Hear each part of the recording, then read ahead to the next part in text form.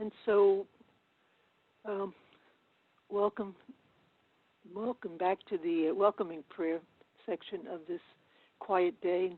Many, many thanks for Lindsay for arranging it. And I'll just begin with a prayer from Father Thomas Keating.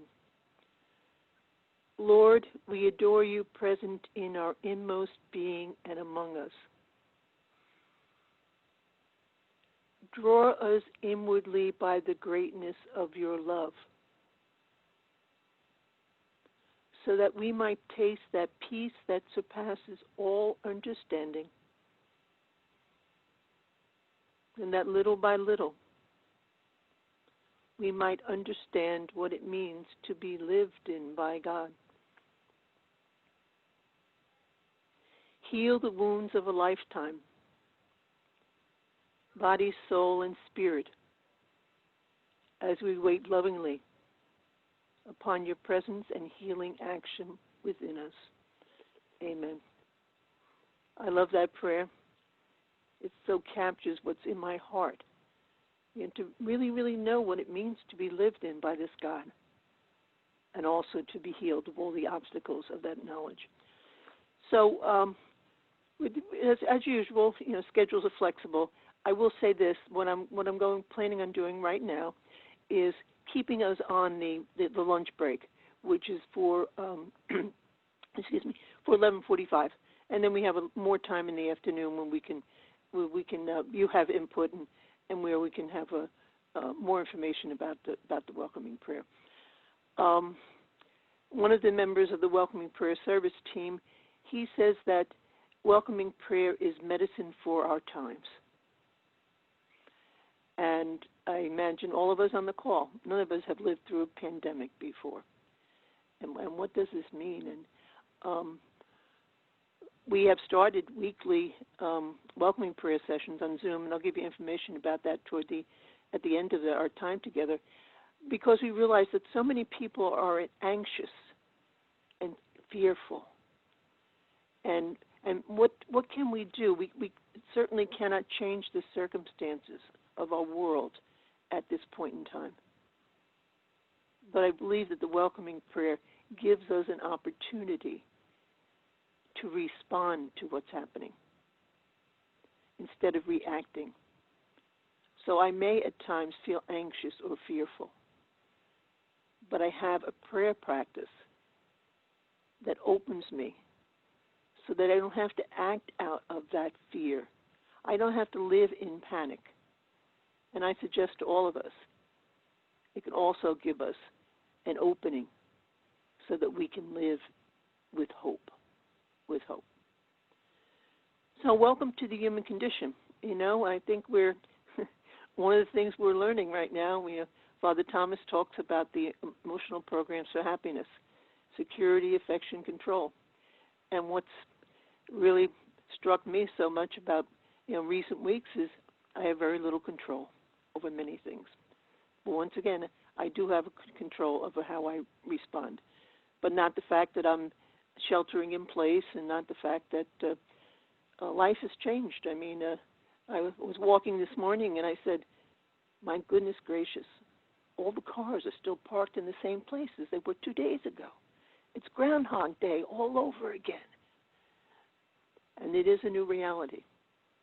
And we are invited, I believe, to enter into that consenting to God's presence and action in the new reality, and to open to God's healing in that.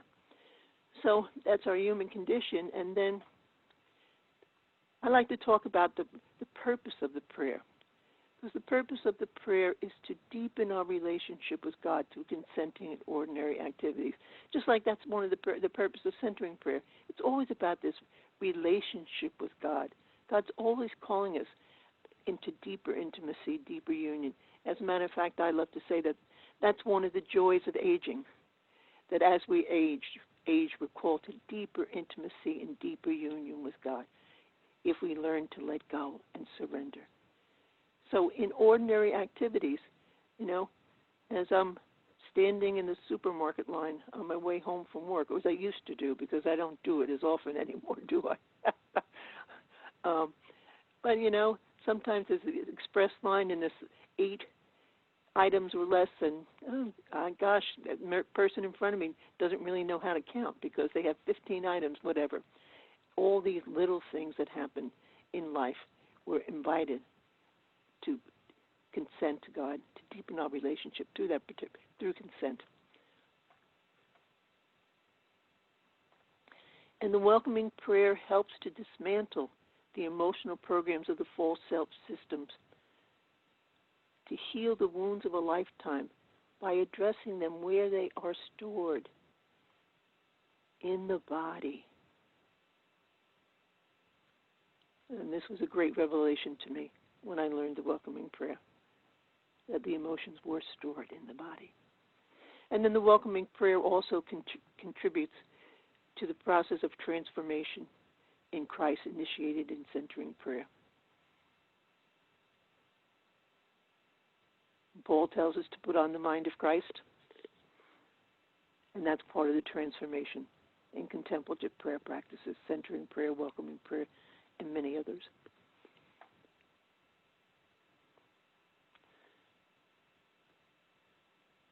This is no questions, no exam at the end. But I like this particular illustration. Well, for a couple of reasons. I think one of the things. So we have our unconscious. This is a dotted line. So conscious and unconscious, and in our unconscious we have social group over-identification, cultural conditioning, and the energy centers, and power and control, affection, esteem, security, and survival. All that stuff in there. And what happens is that it bubbles up into our consciousness, and it doesn't wait to be invited. It just comes up. And it comes up often in the form of attachments and aversions. And the attachments and aversions, they often contain hidden values. And there are some triggering events in life. I think we all know what our emotional triggers are. We may feel frustrated. And then our afflictive emotions go off. And our afflictive emotions are not afflictive because of what emotion they are, but they're afflictive because they're not in proportion to what I am experiencing. The afflictive emotions go off, then commentaries, and then I'm in emotional turmoil. And now there may be other people on the call who are like me. I'm very invested in looking good. So when I'm in interior dialogue, when I'm really, really upset, what I often do is I take that energy that's risen and I repress it back into my unconscious. Not a very good thing to do. And as we know that right now in these times, we are probably experiencing more emotions than we have in other times. And one of the fruits of the welcoming prayer is that we're able to release through the prayer, able to let God release that energy so that we don't repress it or express it. Because sometimes when we express it, we can cause harm to other people. So let me just give you a brief example of how this works, because it's powerful to me. And so we all are invested in these emotional programs for happiness. And one of the ways I'm invested is in affection and esteem, is I believe that you will treat me the way I treat you. Does that always work? Most times it does. Sometimes it doesn't. But and one of the ways I believe that and don't anybody on the call be offended by this, I believe that if you respect me, you'll be on time. You'll be on time for appointments, things like that. And so, but I'm getting better at that. And so, one time I was visiting this doctor. I was under his care, and he was notoriously late. And I thought I had a strategy, worked it out. I got there for the first appointment. I scheduled the first appointment for the day. And, of course, he had more than one first appointment for the day. So then I arrived as the first appointment of the day. And so one day I walked into his office, and it was bedlam. And his associate had to cancel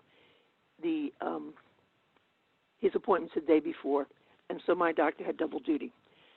And so, you know, as I said, one of my ways I'm invested in esteem and affection is that you'll be on time, and that bubbles up.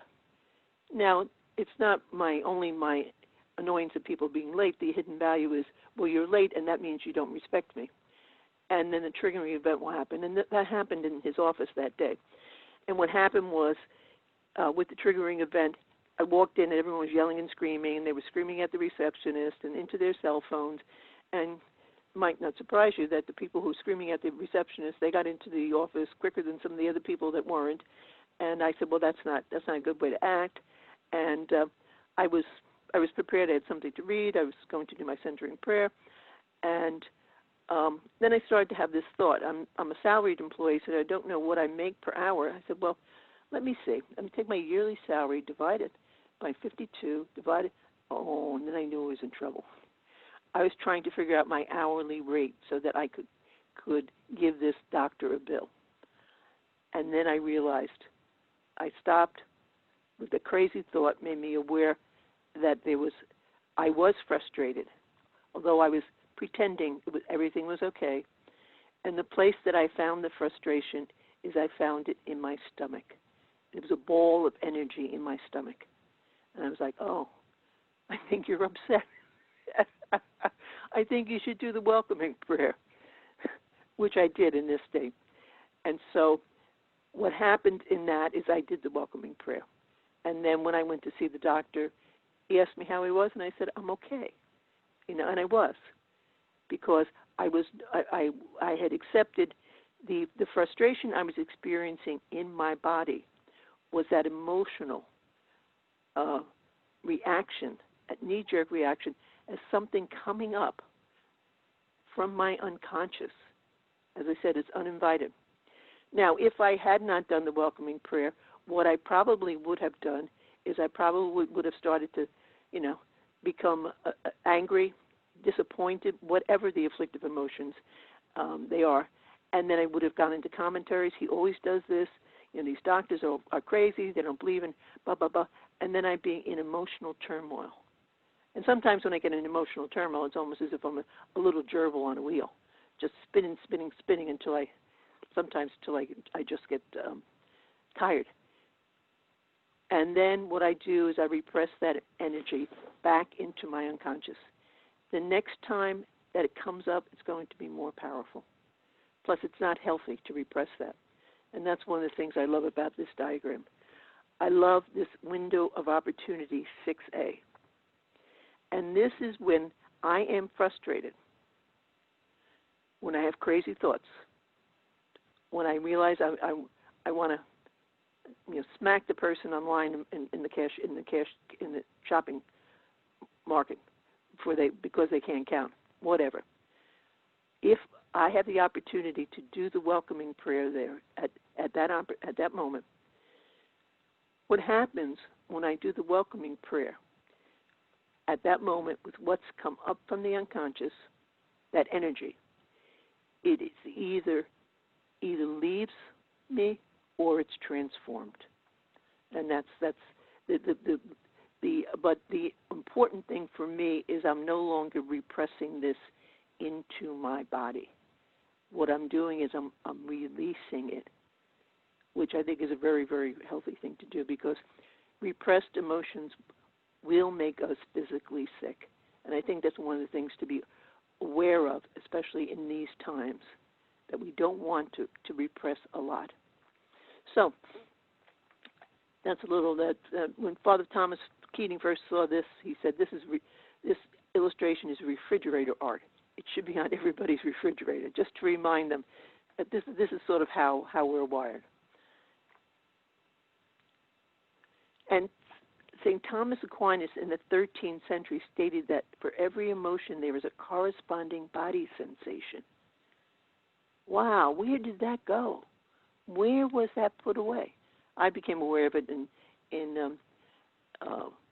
Father Thomas Keating's video series, Heartfulness. And I heard him say that, and I said, wow. So I wrote him and I said, where does Thomas Aquinas say that? He said, I can't tell you that, but he says it. And this is the reality. And it makes sense because we have one energetic system. And so I think we have to grow. I know I did. Before centering prayer, especially before the welcoming prayer, I was a walking head. And now I understand who we are is we're very much embodied people. And the body sensations for me are often a great key that I have to do the welcoming prayer even before I realize that I am upset. So just briefly before I go into some instruction on the welcoming prayer, what do emotions feel like in our body? I mean, and I think that, so what does anger feel like? You feel like your head's going to pop off. You may feel a burning, in your stomach, sometimes in your neck, sometimes just burning all over. You may have a clenched fist. You may feel it in your stomach, like your stomach is about to explode. And what does fear feel like in your body? You get cold sometimes. I can't breathe. Once again, my head feels like it's going to pop off. Or I'm frozen. I can't move. I can't move. And what does grief feel like in your body? Grief. That heaviness of heart. A hole in your heart. Or just fatigue, phenomenal fatigue. I can't move. I can't move. And so the body is a wonderful way through the welcoming prayer that we can use to access these emotions that we have and that are, in a certain sense, coming up from our unconscious. So the welcoming prayer addresses the wounds of a lifetime where they're stored in the body because the body is the warehouse of the unconscious.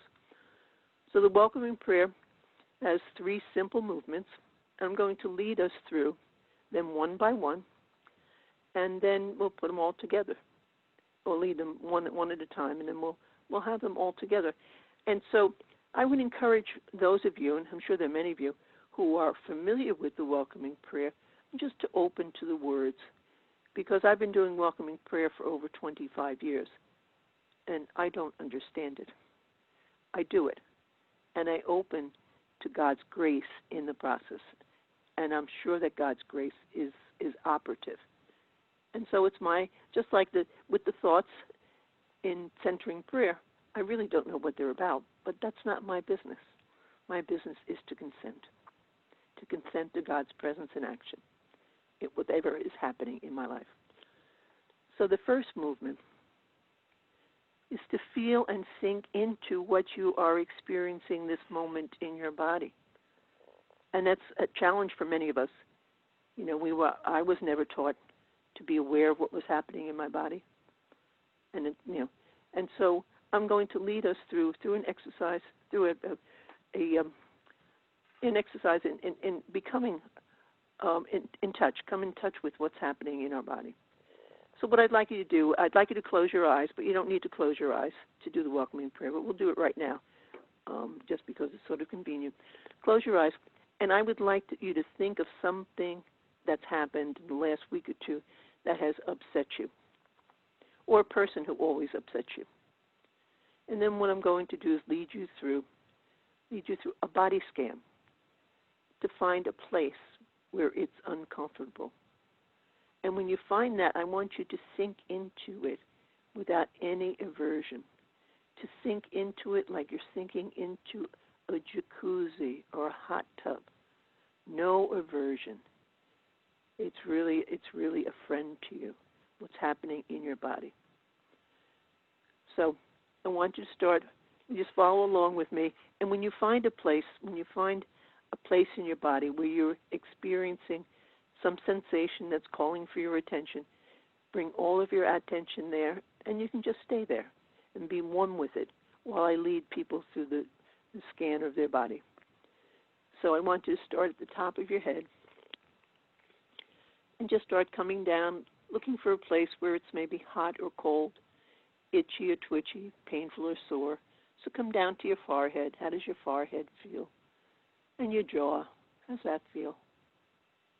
And when you find a place that's calling your attention, or your attention, just feel and sink into it. Feel and sink into it. And then come into your neck. And then come into the chest area. How does that feel? Any tension? Any burning? And then into the stomach. Let's come into the stomach area. When you find some place where it's uncomfortable, and just feel and sink right into it. No aversion. And then coming down into the legs, the stomach, the front of the thighs, the shins. I want you just to be aware of what needs attention. And feel and sink into it. And if you haven't found any place yet, just continue to follow along with me. Come to the top of your head. Come back down. We're going to come down to the back of the head, the neck, the shoulders. How do those neck and shoulders feel? Is there tension in there? They sore? And then into the upper arms, into the lower arms, the hands,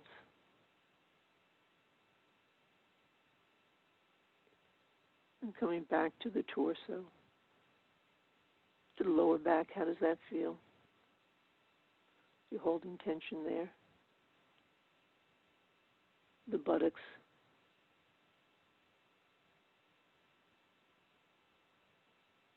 the thighs, the calves, your feet.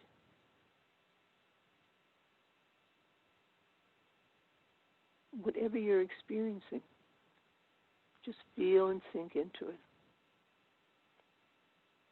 Feel and sink in. And if you haven't found any particular sensation in your body yet that's calling for attention, I invite you to become aware of the sensation of your bottom on the chair. How does that feel?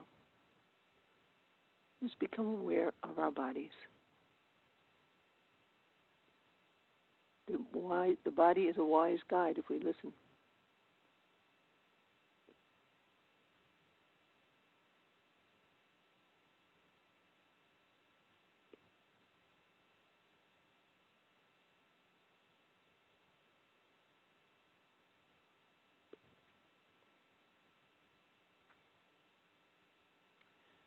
And then our second movement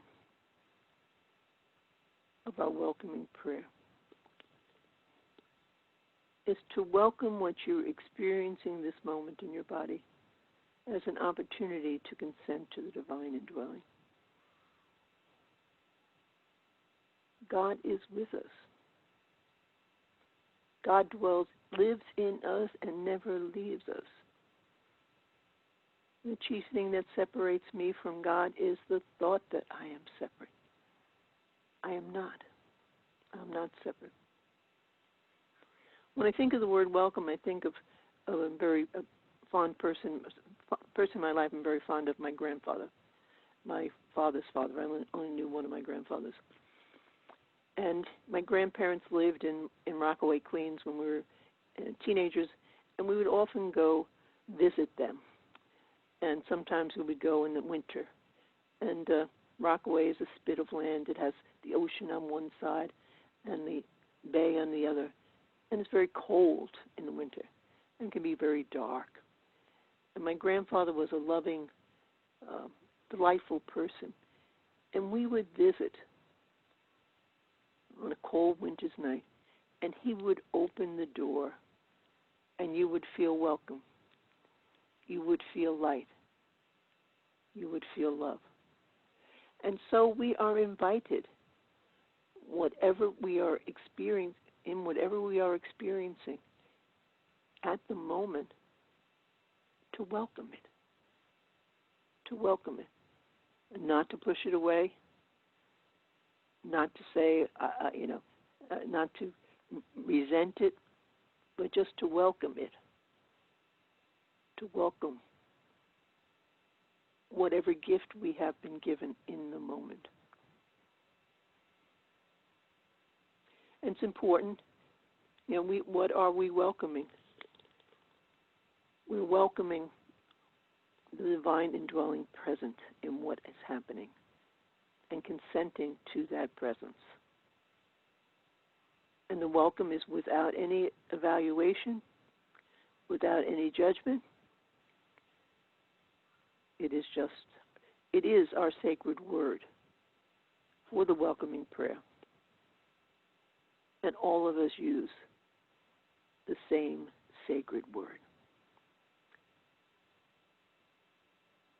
So now I'm going to lead us through the first two movements of the welcoming prayer. Once again, becoming aware of what is happening, of what is happening in your body, to feel and sink into the sensation. And if the sensation moves, I invite us to move our attention with the sensation. And just become one with the sensation.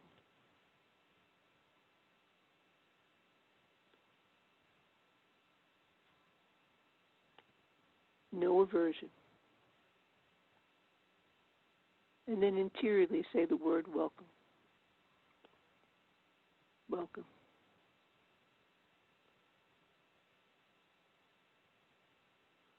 And continue to feel and sink into what you are experiencing in your body.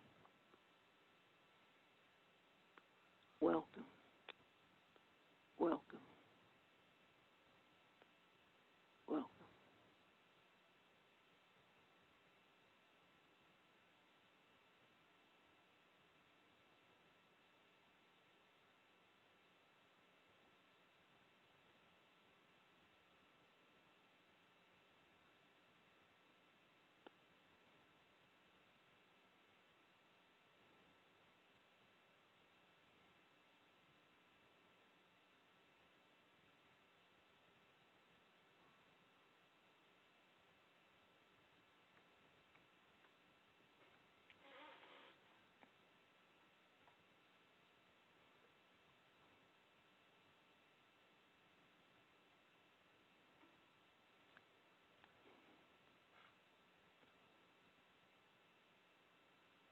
And the third movement of our welcoming prayer is to let go.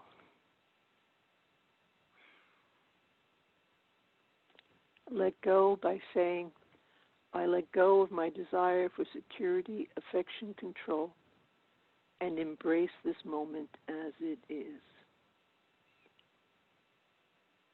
I let go of my desire for security, affection, control, and having that met 24 hours a day, 7 days a week.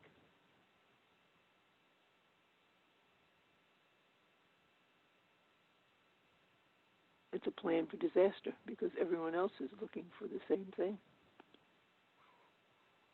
And it's that desire. It's not the need for security, affection, control. We all need those things, but in a balanced way.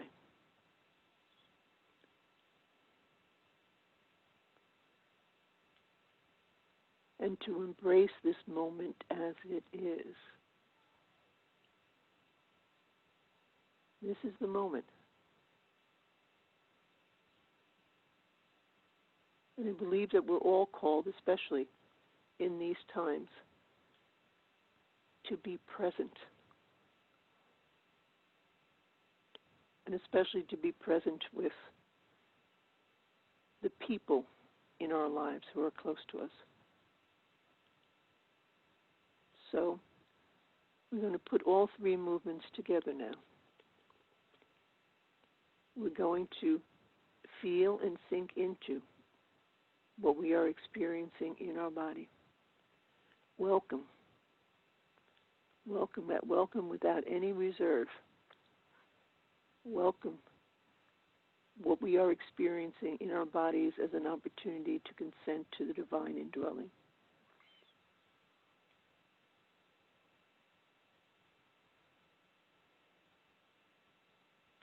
And then let go by saying the letting go for a sentence.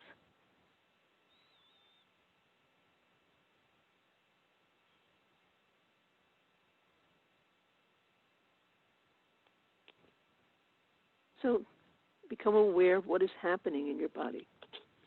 And it may be different than it was the first time we did this. Notice what was happening in our body. But just be aware of those sensations. Be aware of any tightness, tingling, heat or cold. It's calling for attention.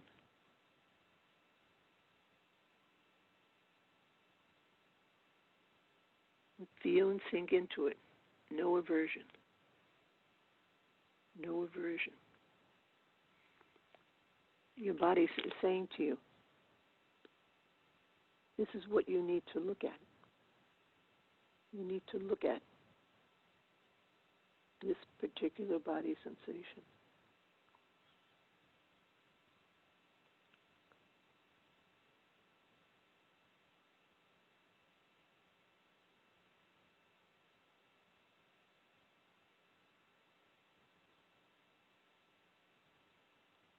And then follow along with me as I lead you through the second and third movements of the welcoming prayer.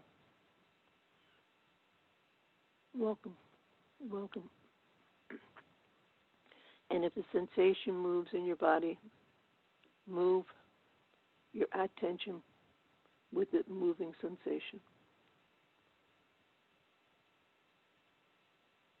I let go of my desire for security, affection, control, and embrace this moment as it is. Welcome. Welcome. And continuing to feel and sink into what is happening in your body.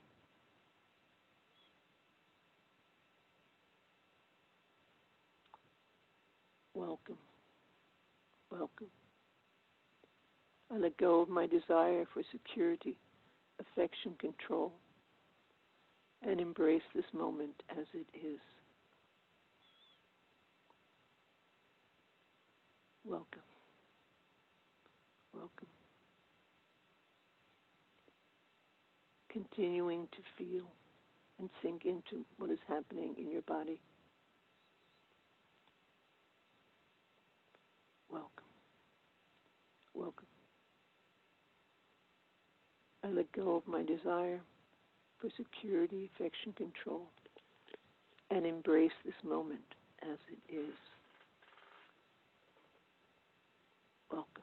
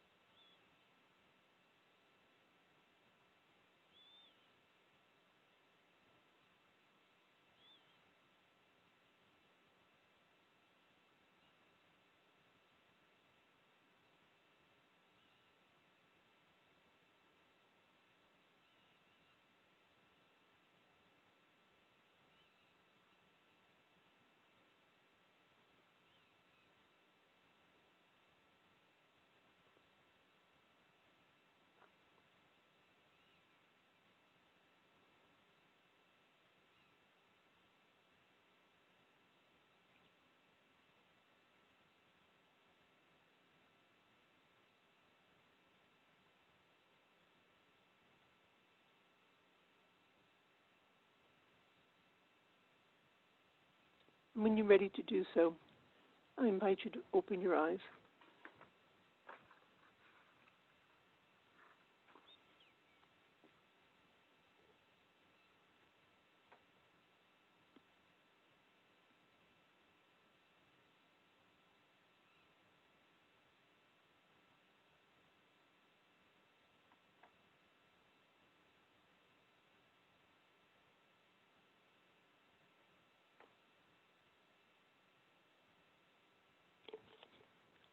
So I'm so appreciative of all of you coming, and I think that we really do learn the prayer more when we gather. And I'm getting to like virtual gatherings. I guess that's a good thing because I think we may be doing that for a while. But one of the only printed resource we have about the welcoming prayers available from Contemplative Outreach. It's called the Welcoming Prayer Consent on the Go. It's a Contemplative Life Program booklet. It's a 40-day course in the Welcoming Prayer, which I think is pretty helpful. But one of the things I'm going to read is I'm going to read a quote from Mary Mazowski, who was the creator of one of the founders of Contemplative Outreach, and the creator of the Welcoming Prayer.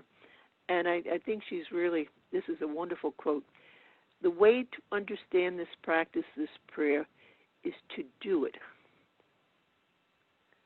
We will only understand it when we do it, because it is absolutely illogical and irrational. So if you're trying to figure it out, you're probably going to drive yourself crazy. It's not about figuring it out. It's about opening. It's about opening to that relationship. Now, with the movements, sometimes people expect that when they do the prayer that, and it is often a beginner's experience, that the powerful emotion that they're experiencing in their body, that it will go away. That is sometimes what happens. And I think sometimes our emotions in our bodies are like unruly children. They simply want to be noticed. But that is not the only experience of welcoming prayer. Sometimes what happens is the body sensation intensifies. And that's okay. And I understand, in a certain sense, what's happening, because for all of my life before centering prayer, I was an A++ repressor. So there's a lot of stuff still to come back up. But that's okay. We do the welcoming prayer with what we are experiencing in our body. And we consent to God as what is happening in our body. And if it intensifies, then that's what's to happen. And it's no worries. And if we need to come back, if the sensation comes back into our awareness in our bodies, we just return to the welcoming prayer when we're aware of that. And so I think that what can possibly happen to people who are new or returning to their experience of welcoming prayer is they may be sidetracked by their expectations that this is going to be magic, that if I do this, everything will be perfect. Well, perfection, I don't know what that's about, but I do know Mary Mazowski, once again, Mary is the creator of the Welcoming Prayer. Mary was my teacher. And what Mary said very clearly was, if you want to suffer, have expectations. So if you have expectations about this prayer, it may create suffering. And it's just as I think, I love the words that Lindsay shared with us about about centering prayer. And one of the powerful things I love in our teaching is that both the silence and the thoughts have a role to play in centering prayer. And I think that many of us, we think that eventually it's just going to be all silence. It's going to be bliss, but it's not, isn't it? I've been doing it over 30 years. I haven't gotten to bliss yet, but I have been changed. God has changed me through that simple prayer practice. And in a similar way, what welcoming does, we're consenting to what is happening. And sometimes, and so going back to the analogy with the centering prayer, we know that the silence creates a space for the healing. And the healing is often through those thoughts, which we think are pesky or a sign that we're not doing it right. And so sometimes if we do the prayer, the welcoming prayer, sometimes it may feel that things are, Not that, well, they may not meet my expectations, but it's that energy that's coming up from the unconscious to be healed. And that's very, very powerful. Very, very powerful. And it's opening, it's consenting to God's presence and action in what is happening. So I'll tell you a story. It's an interesting story. So many years ago, I worked for AT&T. Many years ago, I was hiring somebody to work for me. Now, it was a clerk. I wasn't hiring this CEO of AT&T or anything. And so my manager said to me, interview people, see what their qualifications are, and you come up with a judgment about who you think is best qualified. And remember what I said earlier. I said earlier, I believe that you will treat me the way I treat you. And I do. I really do. So anyway, that was the way she operated on. She was certainly a straight shooter. So I came up with my decision, and I said to her, I said, well, I would like to. There were two top candidates, and one was Lori, and one was Miriam. I said I prefer Lori, and so she said, and I showed her why. And she said that's a good decision. She said, let me talk to my boss. I said sure, and we made an appointment. Went to talk to her boss, and then he said, let's talk to my boss. And I was getting a little bit confused. Like, I'm not hiring a high-level person. But anyway, I went along with it. And because anybody who's ever worked for a large corporation, they make you do things that at times it doesn't make sense. But that's okay. I'm not asked to do anything illegal or immoral. And sometimes it's just stupid, but that's okay. And so anyway, we made an appointment to see my boss's boss's boss, whatever, and she was the vice president of human resources, and for the particular organization I worked for in AT&T. And we walked into the office that day, and she was there with a couple of her cronies. And I said, this really doesn't make any sense to me now. And so I spoke, and I said, well, my choice was Lori, and the other person, wasn't my preference, was Mary Ann. And so I said to the vice president, I said, I decided to hire Lori. And she said, well, that's too bad. Mary Ann's going to be disappointed. I was surprised.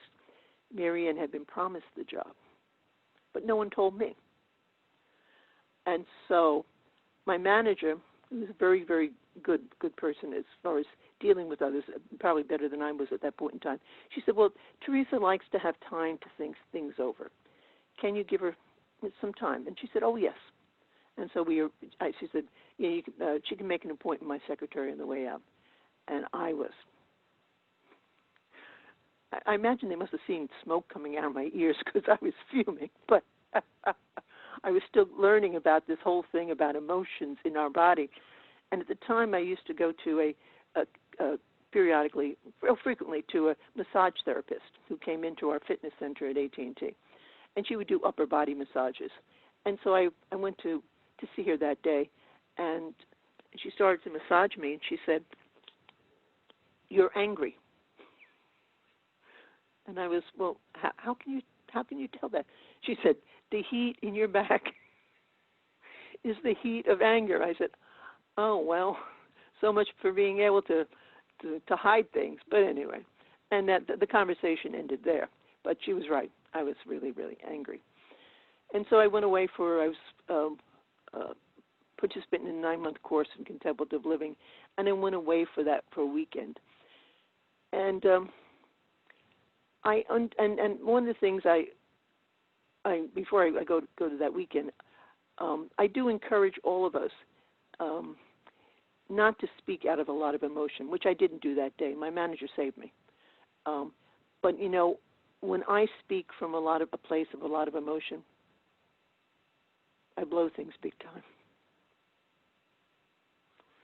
And the more birthdays I have, the more I understand you can't take words back. You just can't do it. So anyway, I went away for that weekend. And I was thinking and praying about it and doing the welcoming prayer for sure. And I remembered what disappointment feels like. stinks. And somebody had been promised it, and it wasn't going to be that terrible if I hired Mary Ann instead of Lori. It was just, she wasn't my choice. And I came to a certain equanimity about the whole situation. I could live with that. I could live with that. And I was feeling sort of peaceful and calm like I am right now.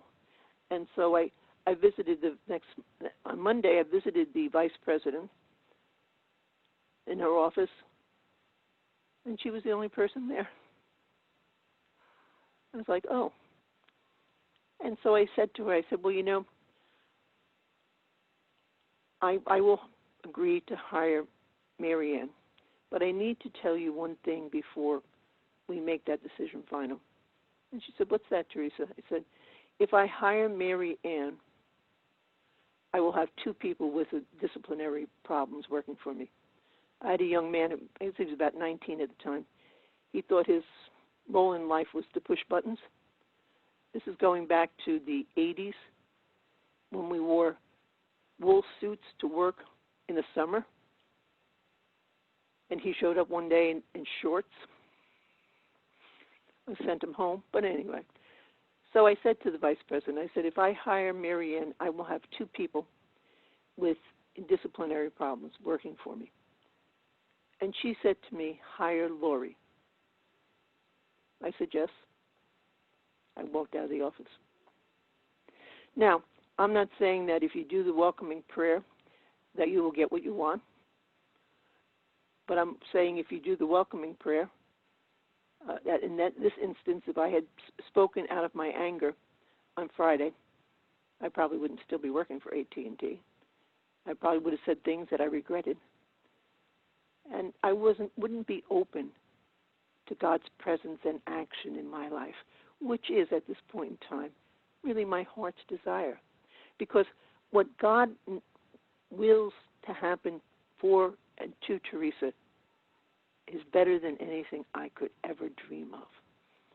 And the welcoming prayer, and if you had the opportunity to look at the materials ahead of time, Lindsay had set up on our website, it's consent on the go.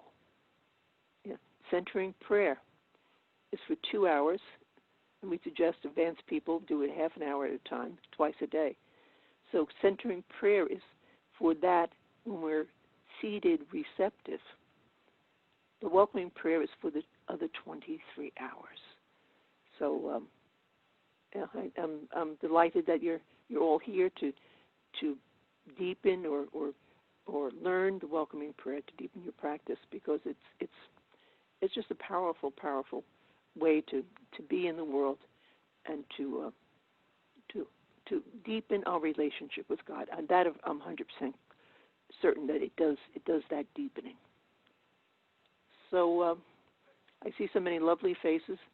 I'd like to have a talk to all of you, but that's not the agenda for today, although we'll have time for questions and answers later in the day.